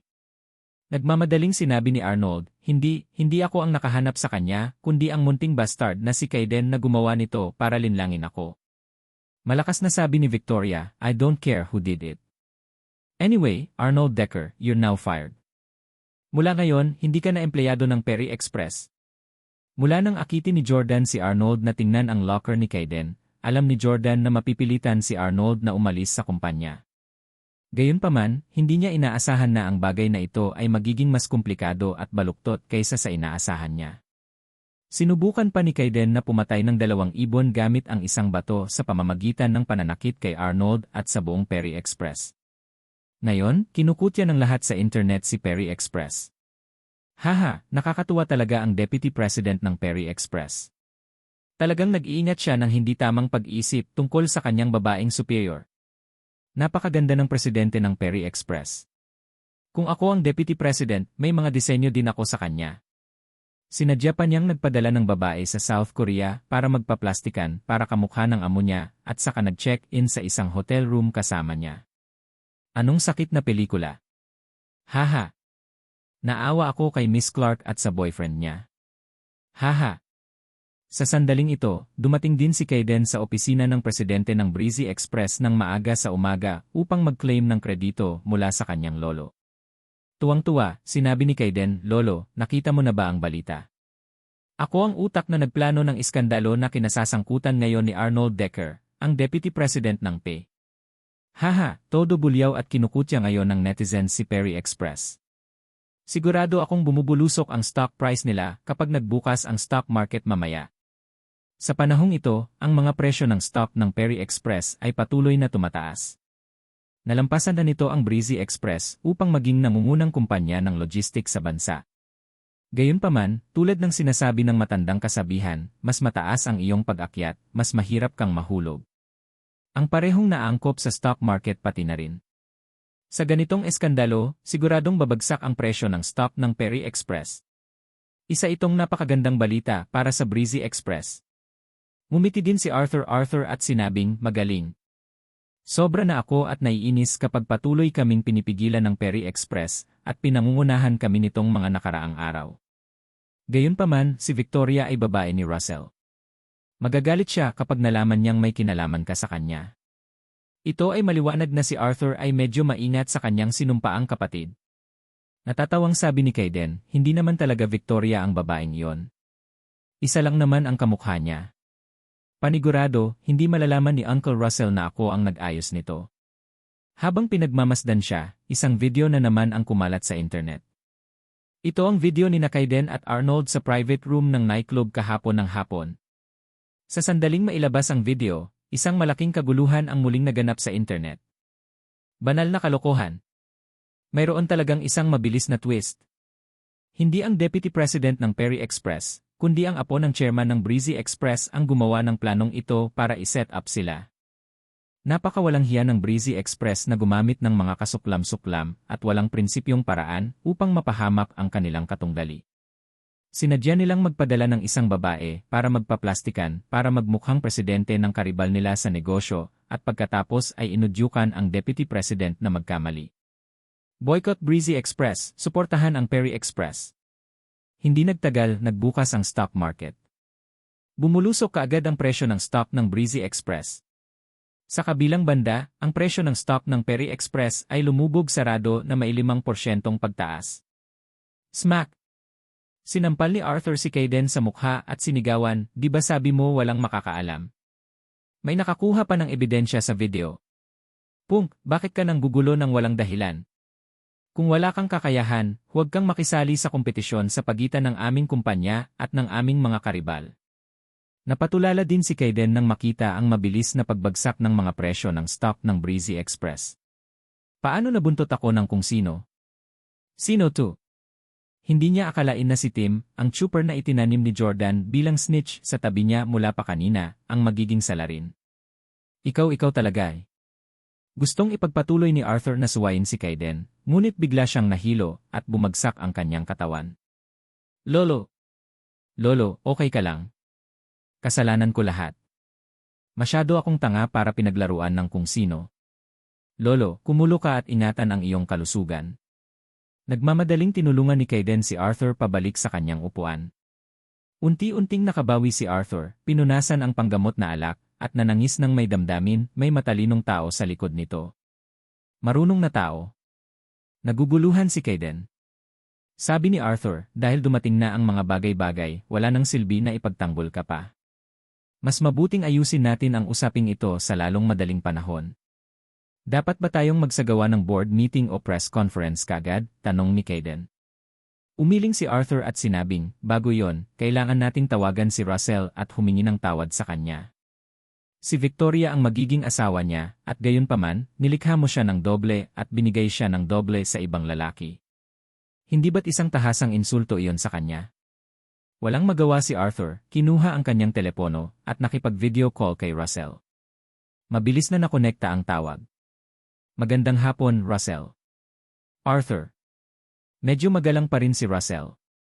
Ngumiti si Arthur at sinabing, Russell, I believe you have seen the news. Kailangan kong humingi ng paumanhin sa iyo sa hindi pagdisiplina ni Kaiden ng mabuti, kaya't nakagawa siya ng kalokohang bagay. Kaiden, ano pang hinihintay mo? Lumuhod ka at humingi ng tawad kay Tio Russell. Dahil video call iyon, kitang-kita ni Russell ang pagluhod ni Kaiden. Sinabi ni Kaiden sa kamera, Tito Russell, nataranta ako nang makaisip ako ng napakasamang ideya. Mangyaring maging mapagbigay at patawarin mo ako. Halatang galit na galit si Russell nang makita si Kaiden, pero sworn brothers sila ni Arthur. Ang dalawa ay nagkaroon ng maraming negosyo. Kaya naman, hindi niya kayang mawalan ng galit. Mahinahong sabi ni Russell, kalimutan mo na, Arthur, hayaan mo nang bumangon si Kaiden. Understandable naman na ang mga kabataan ay mapaglaro.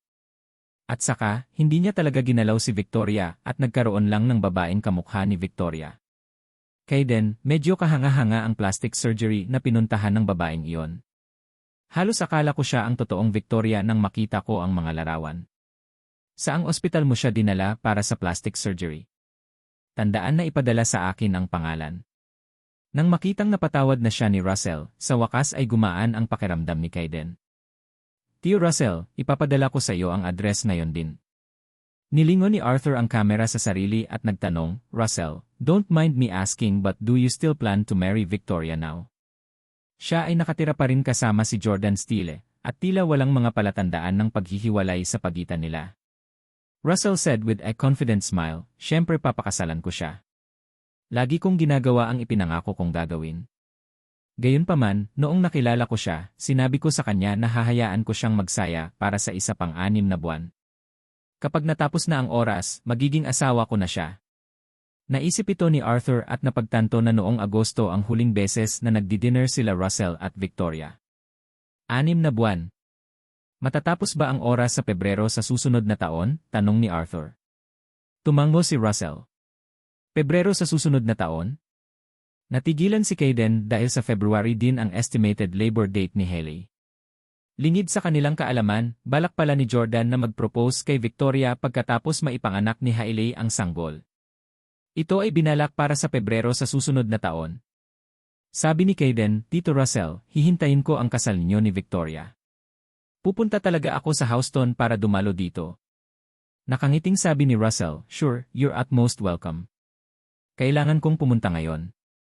Matapos isara ang video call, lihim na naisip ni Kaiden, bakit tiwala si Russell na pakakasalan siya ni Victoria kapag natapos na ang 6 na buwan? Mukhang ikakasal na sina Victoria at Jordan. Mayroon ba siyang katibayan laban sa kanila? Sa hapon, isang press conference ang ginanap sa Breezy Express. Personal na humingi ng paumanhin si Arthur sa publiko at Victoria sa press conference. Sinabi niya na bagamat apo niya si Kaiden, hindi siya humawak ng anumang opisyal na posisyon sa Breezy Express. Sinabi rin niya na ang bagay na ito ay walang kinalaman sa kompetisyon sa pagitan ng Breezy Express at Perry Express at sinabi na umaasa siya sa media at sa buong mundo na huwag mag-isip tungkol dito. Gayunpaman, ang paglilinaw ni Arthur ay halos walang nagawa upang makatulong sa sitwasyon. Sa susunod na buwan, ang presyo ng stock ng Breezy Express ay patuloy na bumaba, sa kalaunan ay umabot sa market value na $1 bilyong lamang. Ang Breezy Express ay napunta mula sa pagiging isang nangungunang higanteng industriya ng logistic tungo sa isang pangalawang tier na kumpanya na nagkakahalaga lamang ng kalahati ng Perry Express. Noon ay ika-25 ng Disyembre, araw ng Pasko. Bumili ng regalo si Kaiden para kay Hailey, pero hindi man lang siya nag-abalang buksan iyon. Tanong ni Hailey, Kaiden, bakit hindi pa tumataas ang stock price ng Breezy Express? Hindi ba napaka-resourceful ng lolo mo? Paanong wala siyang remedyo para dito? Ang Breezy Express ay naging second-tier courier company na ngayon, at hindi na ginagamit ng mga kaibigan ko ang Breezy Express. Halatang mas nag-aalala si Hailey sa sitwasyon ng kumpanya ng mga Huxley kaysa sa maliliit na regalo. Si Kaiden ay mas haggard din kaysa sa mga nakaraang buwan. Nababalot na ngayon ng balbas ang kanyang mukha, at ilang araw na siyang hindi nag-ahit o nag-aayos ng sarili. Rest assured, Hailey, siguradong babangon muli ang Breezy Express sa susunod na taon. Ngayong naayos na ng aking lolo ang pamamahala at nagkaroon ng malalim na pakikipagtulungan sa ilang kumpanya, ang presyo ng stock ay tiyak na tataas sa dati nitong posisyon sa susunod na taon. Paniniguro ni Kayden kay Hailey. Sana nga. Naiinis na sabi ni Hailey na may kasamang sama ng loob. Habang unti-unting nahuhulog ang mga Huxley, sinimulan ni Hailey na bigyan ng malamig na balikat si Kayden. Ngayon, ang mga Huxley ay nagkakahalaga lamang ng halos $1 bilyong. Mayroong dalawang lalaking tagapagmana sa henerasyon ni Kayden, kaya siya ay karapat-dapat sa average na humigit kumulang $4 bilyong ng mana. Pagkatapos ng pag-unlad sa nakalipas na 6 na buwan, ang netong halaga ng Camdens ay malapit sa $4 bilyong. Kung ikukumpara, halos magkaparehas ang Camdens at Huxleys, kaya hindi na kailangang yumuko si Hailey at i-accommodate si Kayden. Hailey, Pasko na. Si Nate at ang mga lalaki ay nag-set up ng isang bagay, at mayroon kaming ilang negosyo na pag-uusapan, kaya hindi ako uwi ngayon. Nagsuot ng jacket si Kayden at naghanda na sa paglabas. Kumulot ang noo ni Hailey at pinarusahan, hindi ka man lang makakasama sa bahay sa Pasko. Sa buong pagbubuntis ko, ilang beses mo na ba akong inalagaan? Nararapat ka bang maging asawa ko? Naisip ni Kayden, hindi ka buntis sa baby ko, kaya bakit kita alagaan? Kunin mo si Jordan Steele para alagaan ka. Gayunpaman, hindi niya sinabi ng malakas ang kanyang mga iniisip at sa halip ay malumanay na sinabi sa isang mainit na boses, "Bueno, ang iyong ina ay nananatili rin dito. Dahil siya na ang nag-aalaga sa'yo, kaya ko na." Matagal nang lumipat sa kanila ang ina ni Hailey na si Sylvie para maalagaan niya ang buntis na si Hailey. Bulong ni Hailey, "Lagi mong binabanggit ang nanay ko. Hindi ko nakikita ang nanay mo na darating para alagaan ako." Ngumiti si Kayden at sinabing, "Sige, alis na ako. Maligayang Pasko." Paglabas niya ng pinto, bumulong si Kayden, "Gusto mo pumunta dito ang nanay ko para alagaan ang bastos mong anak ni Jordan? Hailey Camden, hindi mo deserve yan." Paglabas pa lang ni Kayden ng pinto, bumaba na ang ina ni Hailey na si Sylvie. Nang makita kung gaano hindi nasisiyahan si Hailey, nagtanong si Sylvie, "Anong problema, mahal kong anak? Nagkaroon ka na ba ulit ng tiff kay Kayden? Huwag kang makipag-away kay Kayden sa lahat ng oras. Maging mas accommodating lang." Mahal na mahal pa rin ni Sylvie si Kayden, at mas pinili niyang maging manugang ito sa halip na si Jordan. Galit na naglakad si Hailey patungo sa bintana at nakita niya ang management staff ng villa na nagtutulak ng cart na may magandang Christmas tree papunta sa bahay ni na Jordan at Victoria.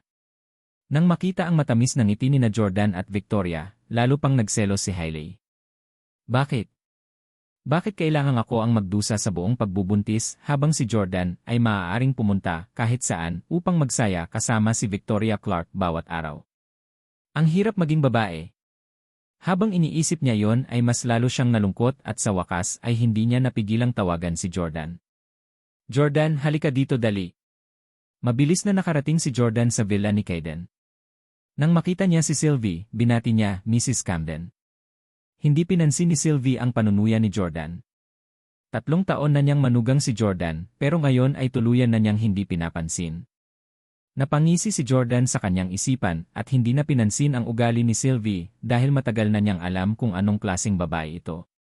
"Ano ang gusto mo sa akin?" tanong ni Jordan. Sabi ni Hailey, "Ipadala mo ako sa ospital. Hindi talaga ako komportable ngayon. Bawat bahagi ng akin ay hindi komportable, ang aking katawan, ang aking ulo, lahat. Talagang bigo ako at ayaw ko nang magkaanak." Tanong ni Jordan, "Nasaan si Kayden?" Sigaw ni Hailey, "Sa'yo ba ang baby o kay Kayden? Ano ang tinatanong mo tungkol sa kanya? Maaari ka bang maging isang responsableng ama at gumawa ng isang bagay para sa sanggol?" Sinumpa ni Hailey si Jordan dahil sa kawalan ng konsensya at hindi pagpapakita ng pagmamalasakit sa kanyang hindi pa isinisilang na anak. Hindi nakaimik si Jordan. Nang si Hailey ay desidido sa pag-ingat ng sanggol noon, sinabihan niya itong huwag nang magbuntis at ang lahat ng bagay ng bata dahil si Kayden na ang bahala sa kanila.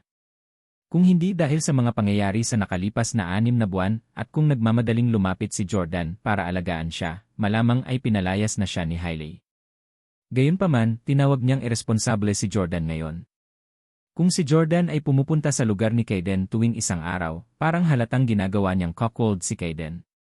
Dahil ayaw nang makipagtalo pa kay Hailey, sinabi ni Jordan, "Fine, I'll have to inform Victoria about this. Bigyan mo ako ng sandali." At this moment, Sylvie remarked, "What good for nothing? 3 taon na siyang hamak na buhay bilang live-in husband mo, at ngayong nakasama na niya ang isang mayamang babae, kailangan niyang humingi ng permiso sa kanya bago gumawa ng anuman. Jordan, hindi ba pwedeng mas competent ka?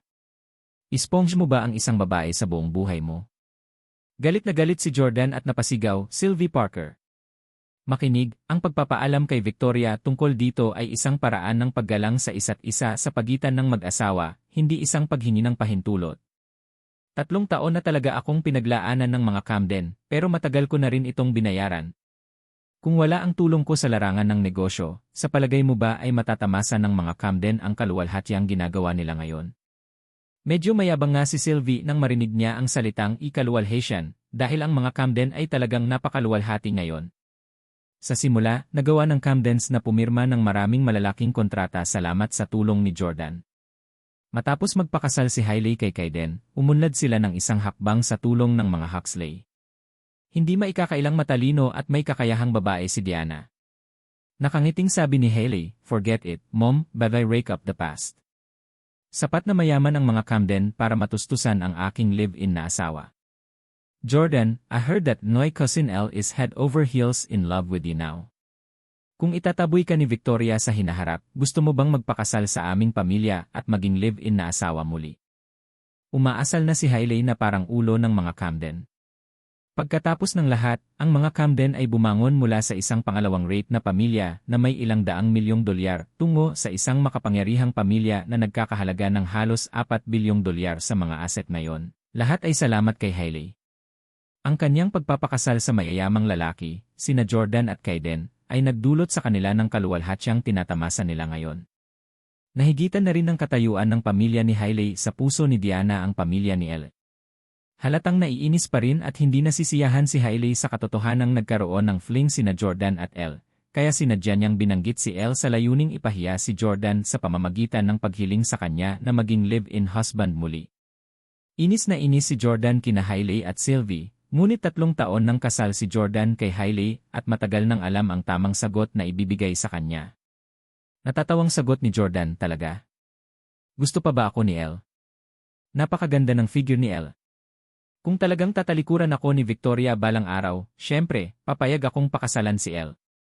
Namula ang mukha ni Hailey sa galit nang marinig niya si Jordan na kumakanta ng papuri tungkol sa magandang figura ni Elle. Bata pa lang sila Hailey at Elle ay nakikipagkumpetensya sa isa't isa, at ang isang bagay na hindi siya kayang talunin ni Hailey ay ang kanyang figura. Dati, hinding-hindi niya magagawang trump si Elle, pero ngayon, buntis siya at hindi na niya kayang makipagkumpetensya kay Elle in terms of figure. Kaya naman, nakadama siya ng mababang loob at selos. Pakiramdam niya ay niloko siya ni Jordan dahil maganda ang figura ni Elle. Galit na banta ni Hailey, "Kung maglakas loob kang makipagkita kay Elle, sasabihin ko sa lola ko na paalisin siya kaagad sa pamilya." Isang segundo, si Hailey ay aktibong nagsiset up sina Elle at Jordan na magkasama. Gayunpaman, nang pumayag si Jordan, natigilan si Hailey at nawalan ng galit. Naguguluhan si Sylvie. "Anong ibig mong sabihin? Paano nagkabit sina Jordan at Elle?" "Jordan, matagal ka na bang nagsimulang magtago ng mga disenyo kay Elle? Ikaw bastard, how dare you commit the cousins Hailey while you was married to Hailey, who's so perfect?" Hindi ipinaalam ni Hailey sa kanyang pamilya na sina Jordan at Elle ay natulog sa isa't isa dati, kaya hindi rin alam ni Sylvie ang tungkol dito. Malamig na yumuko si Jordan at napabulalas, "Ang girlfriend ko, si Victoria, at ang kapatid niyang si Emily, ay mas maganda kaysa kina Hailey at Elle. Babalik ako. Mag-impact na kayo at maghanda para umalis." Pagkasabi nun ay tinulak ni Jordan ang pinto at umalis. "Sino si Emily?" Nagselos na naman si Hailey, at sa kanya lang nalaman na may nakababatang kapatid si Victoria. Saka sinabi pa ni Jordan na sobrang ganda niya. Hindi nakakagulat na ang bastard na ito na si Jordan ay tumangging huminto sa pagspongha kay Victoria. Hindi lang maganda ang girlfriend niya, pati ang ate niya. Siguradong sinusubukan niyang makuha ang pinakamahusay sa magkabilang mundo. Pagbalik niya sa villa, sinabi ni Jordan kay Victoria ang bagay na ito. "Victoria, kung ayaw mong pumunta ako, maaari ko siyang tanggihan," sabi ni Jordan. Si Victoria ang kasalukuyang kasintahan ni Jordan, at kailangan muna niyang pangalagaan ang nararamdaman nito. Kung hindi nagustuhan ni Victoria ang ideya na si Jordan ay mag-isa kay Hailey, hindi niya ito ipapadala sa ospital. Gayunpaman, si Victoria ay isang mapagbigay na tao. Sabi niya, hindi mabuting tao si Kaiden. Saka hindi niya anak ang baby kaya siguradong wala siyang pakialam kay Hailey. Hindi madali para sa isang babae na magdala ng sanggol sa loob ng 9 na buwan, at ikaw, bilang ama ng bata, ay dapat tumulong sa kanya sa abot ng iyong makakaya. Dalhin mo siya sa ospital. May gagawin pa kasi ako. Tumango si Jordan. Kasunod nito, hinatid ni Jordan sina Hailey at Sylvie na nagtagkasama sa ospital sa kanyang Audi. Sumakay si Hailey ng shotgun habang si Sylvie naman ang pumwesto sa backseat. Pagkapasok ni Hailey sa sasakyan ay nagsimulang tumugtog ang musika. Nakangiting sabi niya, matagal ko nang nararanasan itong pakiramdam na pinapaikot mo kami ni nanay. 3 taon nang pinaandar ni Jordan ang Audi na iyon, kung saan inihatid niya si Hailey at ang kanyang mga magulang. Masyadong pamilyar ang lahat sa loob ng sasakyan. Medyo emosyonal din ang pakiramdam ni Jordan dahil hindi niya inaasahan na magkakaroon siya ng pagkakataong i-drive muli ang kotseng ito pagkatapos umalis sa Camdens. Nalungkot si Sylvie, si Jordan ay may mahusay na kasanayan sa pagmamaneho at hindi niya pinara ang preno ng biglaan. Talagang komportable ako kapag nagmamaneho siya at palagi akong natutulog habang nasa biyahe. Sa kasamaang palad, paano ka napatalsik sa pamilya, Jordan? Kung hindi, ikaw pa rin ang manugang ko ngayon.